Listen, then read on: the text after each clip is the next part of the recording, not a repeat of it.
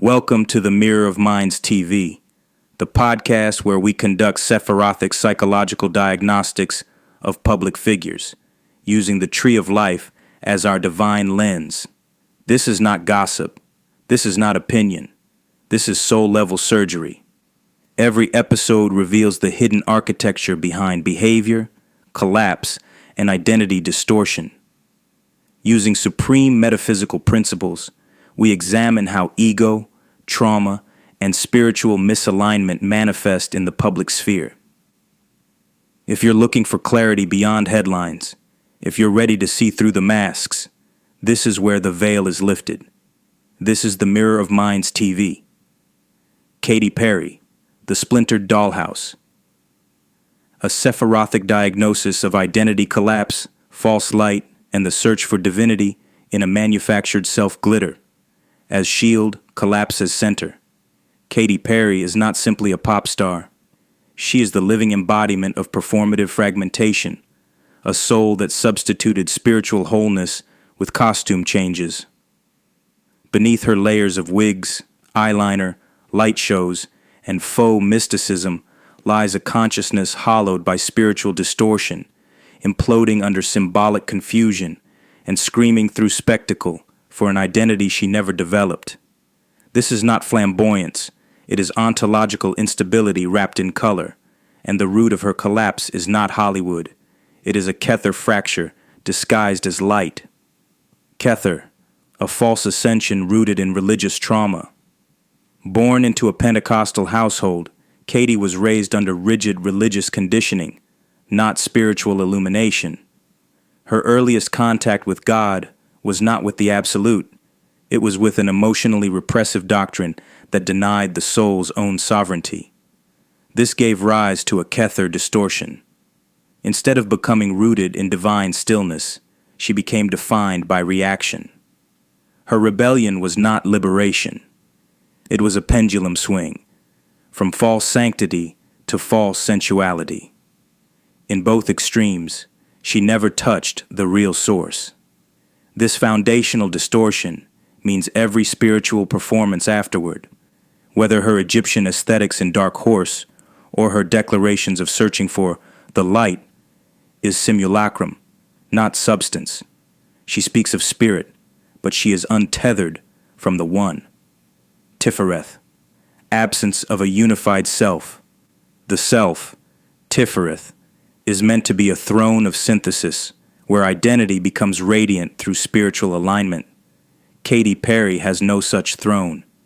Her multiplicity of identities, bubblegum queen, glitter priestess, dark goddess, fake spiritualist, political darling, and melancholic seeker, do not arise from creative play. They are symptoms of a disintegrated solar center. There is no one who chooses. There is only a reactionary shapeshifter, adapting personas to the dominant wave of cultural energy. Tifereth is the bridge between the eternal and the formed. Katy severed this bridge long ago. Now, she wears masks to feel real. Yesod, contaminated emotional field. Yesod, the etheric matrix that holds astral impressions, is heavily overloaded and fragmented in Katy Perry. Her over-sexualized early work, e.g., Teenage Dream, I Kissed a Girl, represents a Yesod attempting to assert sensation in place of self. Her frequent costume changes and exaggerated emotional expressions are not freedom. They are emotional noise, evidence of an unfiltered Yesodic field filled with residue from collective projections.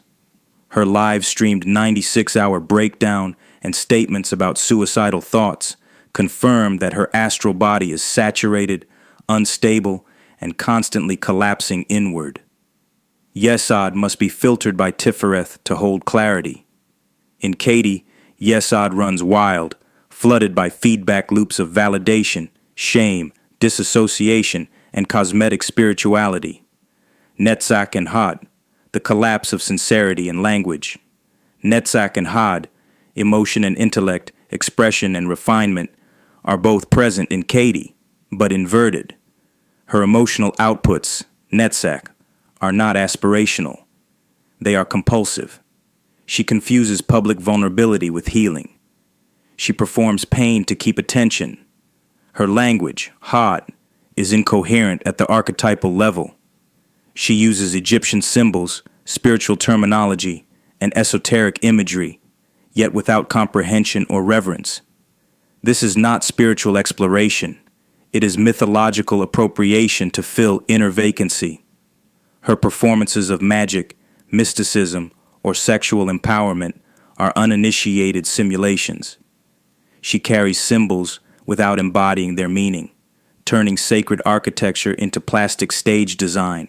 Geburah, Pahad, and Chesed, imbalance in self-regulation. Katy lacks true inner judgment. Geburah. She makes decisions from a place of emotional impulse or corporate suggestion, not clarity. This is evidenced by her bizarre, unwanted kiss of a 19-year-old male contestant on American Idol reuniting with controversial producer Dr. Luke, despite widespread backlash, aligning herself with politicians like Hillary Clinton, then pivoting to commercial escapism with space flights. These choices reflect a lack of inner restraint, discernment, and moral clarity. Her chesed, her outward charm, kindness, and generosity, is often performative and politically convenient. Malkuth, manufactured power and artificial empire. Katy's outer world, Malkuth, is the most telling artifact of her distortion. Everything she creates is loud, bright, and scripted, but it does not hold. Her later albums underperform. Her concerts have large empty sections. Her public perception is unclear, part pop star, part nostalgia, part meme. She attempts to root herself in the world through business acquisitions like Bragg's apple cider vinegar or philanthropic gestures, but none of it sticks. Why? Because her inner world is unanchored. Her empire is built from fragments, not essence.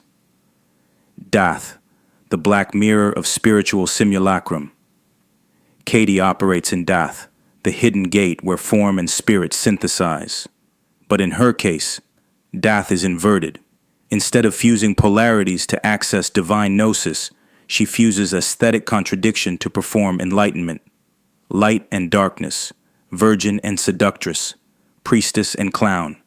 She spins these together, not to integrate, but to remain undefinable and unreachable. Dath is the secret gate, but it must be approached with humility. Katy approached it with fashion, and the abyss offered her nothing back. Closing diagnosis: a doll painted with stars. Katy Perry is a dollhouse of fractured symbols, each one bright, moving, and hollow. Her soul seeks truth, but never commits. She searches for God in glitter, magic in marketing, and identity in other people's cultures. She is a mirror that reflects whatever is pointed at her, but never stands in stillness long enough to discover what's underneath. She is not evil. She is not mad. She is spiritually starved, orbiting a self she never fully birthed. Until she sits in the throne of stillness, purifies her symbolic language, and dissolves her aesthetic addiction to attention, she will continue to age as a child, a woman of many costumes, a seeker with no path, a soul trapped in its own unreleased debut.